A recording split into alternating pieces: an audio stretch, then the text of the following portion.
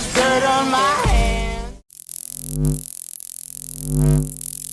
Hello YouTubers, welcome to my channel. So ito, 5 paranormal things captured in movies and music videos, part 7. Ito ay part 3 pa lang yata sa akin to. Sa kanya 7 na kasi labo-labo yung aking pagre-reaction dito sa The Darkest Secret. Paborito natin to.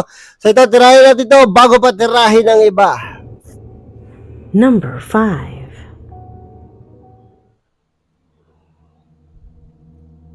In this position, we find a strange scene exposed in the Netflix documentary called Team Foxcatcher. Oh, alam niyo, pinanood ko to pero hindi ko tinapos. Oh, parang inantok ako. See, the documentary tells the story of the billionaire John DuPont, a man who built a high-performance training center for Olympic athletes on his land. A man who, over time, due to his severe mental disorders, including hard drug abuse, ended up being a ruthless murderer of those he had decided to help.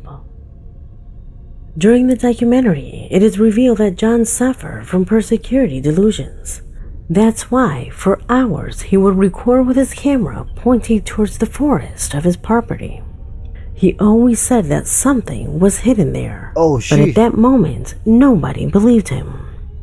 He would gather his closest friends and show them the video, the same one you see on the screen, and ask them, "Did you see it pass by?" Yes, there it is. But his friends never saw anything. However, that same clip is reproduced in the documentary, and what is shown in it could be what John always saw and that nobody believed. Naku po, ito na.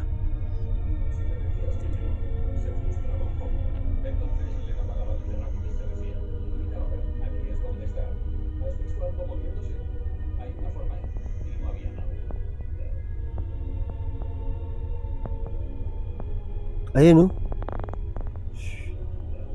Wala naniniwala sa kanya, no? Pero ito, merong sobrang kaluluwa lang. Ito, tuturo ko sa cursor, Baka hindi nyo nakikita, Ay, hindi, tinuro na pala niya. Nyeta ka.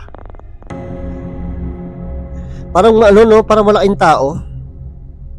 The man did have mental disorders and was indeed the murderer of people from his intermediate circle of friends. However, in that image that no one noticed at the time, a figure is observed that crosses the screen, and that indeed is present while the camera was filming that forest. Could Netflix have intervened with this image to make the documentary more interesting? Or could it be that those mental delusions were more realistic than believed? Lumabas sa Netflix to, Ibig sabihin, legit to. After all, he always blamed the entities that would follow him for the murders he committed. Number 4. Grabe. Imposible kasi hindi makita ng mga editor yon, malabo. The series Malcolm in the Middle has millions of fans around the world. At least one episode. A very successful series that, despite ending a long time ago, continues to gain followers. However, this time Malcolm appears in our video due to a particularity that will surely leave you confused.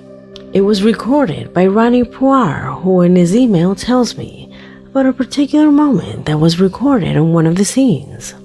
In the image, Malcolm is seen talking to his mother, at which point a mug begins to rock back and forth. Oh shit, nga no. It could have simply been misplaced, but there are several shots in which this cup never stopped moving. Observe. Ano, hindi nakita ng director kasi usually pag ganyan yan, dati pagka konting may makita lang yung director, madumi yung ganito, kinakat nila yon, nililinis, 'di ba? Pag may something na mali, kinakat kaagad ng director. Ito, kitang-kita natin yung tasa, hindi kinakat.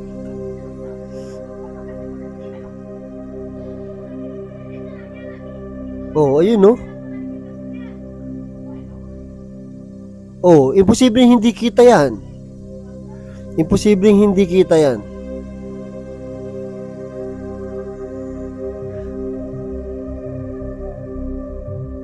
Ewan ko kung sinadya nila. Kasi director, tapos sa editor pa yan. Pupunta pa sa editor yan. Diba? Imposibleng hindi makita yun eh. Ano yung hinayaan lang nila? Why does the mug move? Although it is known that the actors must repeat a scene several times nasa close-up pa sa babae, kitang-kita yan. to find the final cut, it Hinayaan is nila. strange that the mug never stops swinging. Even if you look closely, there is a shot where more mugs appear hanging in the background, which clearly shows that there are continuity errors in the final edition. However, the rocking of the mug remains the same without anyone noticing. Was it done on purpose? Or do you think there is something else here? Let me know what you think. Pwedeng may something dyan.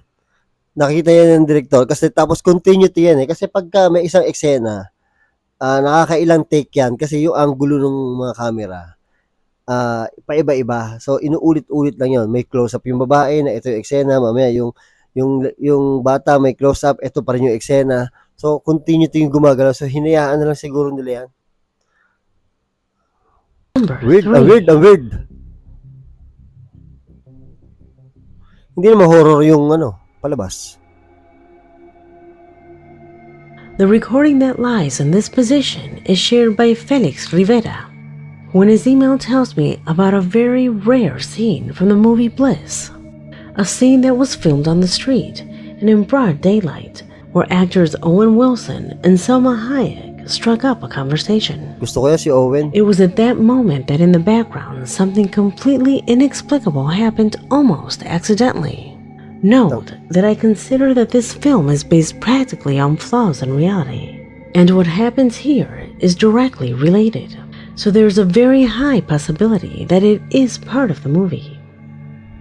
The strange thing is that this event in itself is not referenced in any other moment in the movie, and that is why it exists in this position.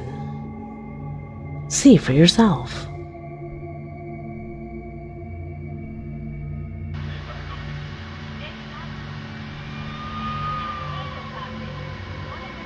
Oh!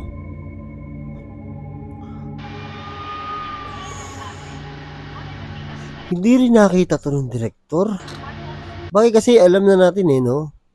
According to my analysis, it's almost 100% likely that it's put there on purpose, since the film actually touches on that topic, but it's recorded as if it really happened by accident, because of course, something like this is not normal.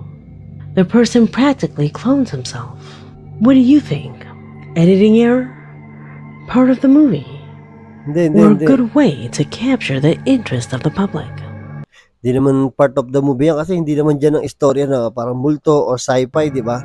Parang Leave love your story. opinion in the comment box. Number 2. Grabe, titignan ko nga yan. Hanapin ko yan.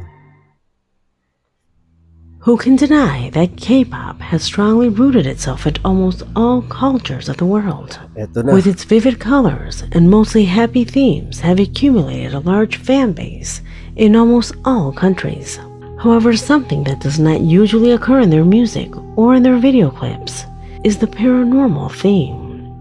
Monsters, ghosts, and mystery are not generally the K-pop style. It was actually that caught the attention of one of our subscribers. She caught two things in two video clips from her favorite artists. One in a BTS video and the other in a Shawn Mendes video. The first of them occurs in the video clip of the song Boy With Love by the famous Korean K-pop group BTS. It was while they were focusing on one of the members in the foreground that the camera recorded this curious movement at the door in the background. Watch.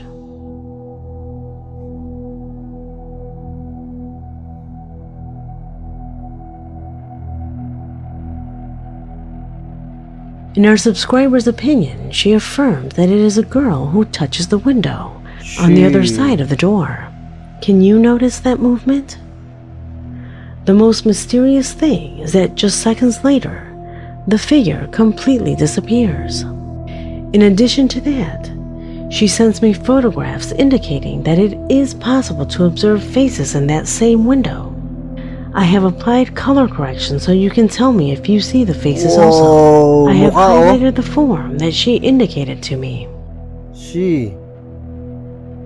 The second occurrence was captured by the camera that recorded the clip of the song Monster by singers Shawn Mendes and Justin Bieber. At that moment when both artists were on a platform, the device was able to capture the following. Pay attention.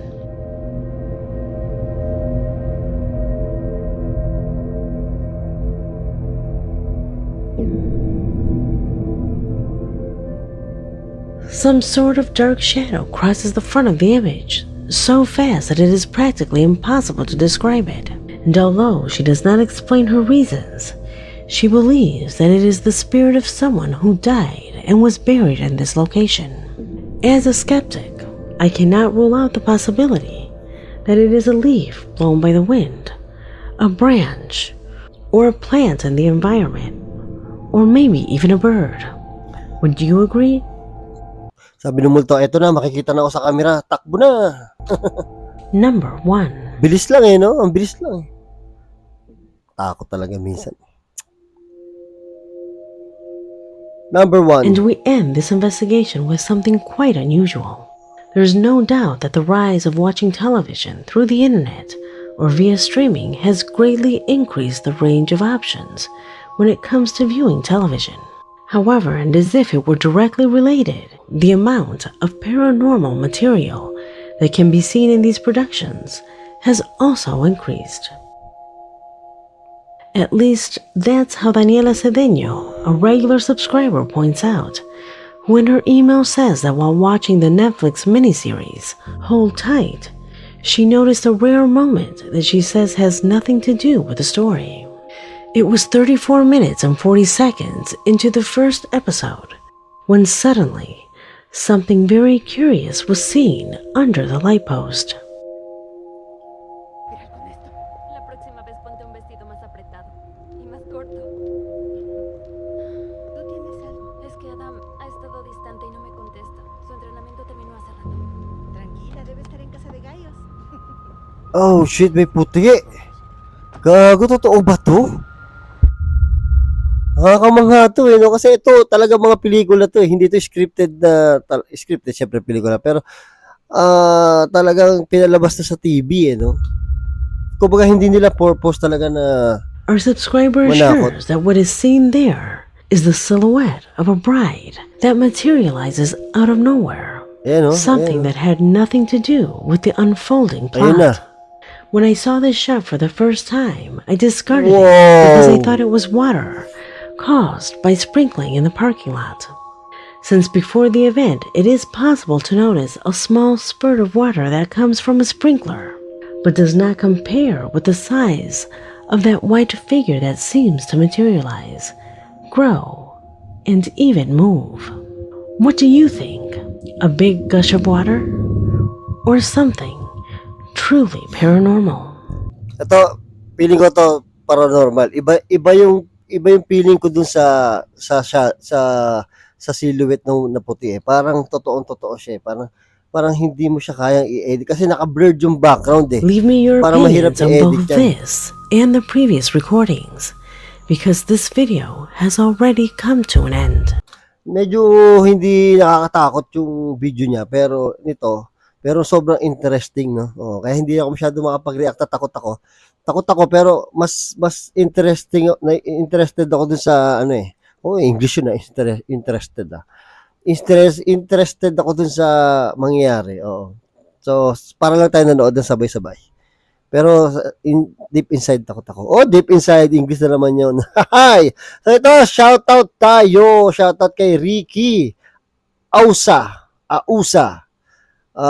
Tsaka kay Joanne Badolina Ausa. Ano pa paano ba ito? A-U-S-A. Ausa o Ausa. So shoutout din kay John Marcacho. At shoutout kay Action Movies po ng Leyte. Ano ba naman shoutout to? Action Movies ang pangalan. Shoutout kay Gracie Ling. Tapos shoutout kay Lea Trazona Pascual. Tapos shoutout kay Kulane. kulani, namamagaba ang kulani mo. So, shoutout kay, last one, Jeffrey Balmas, at shoutout kay Mac J. Kid Official. Pa-shoutout po, Boss Rino, Noriel Macalisang, sa family ko sa GMA Cavite. Shoutout sa inyo dyan sa GMA Cavite. So, ayun, maraming salamat sa panonood at hanggang sa muli. I came from the mud.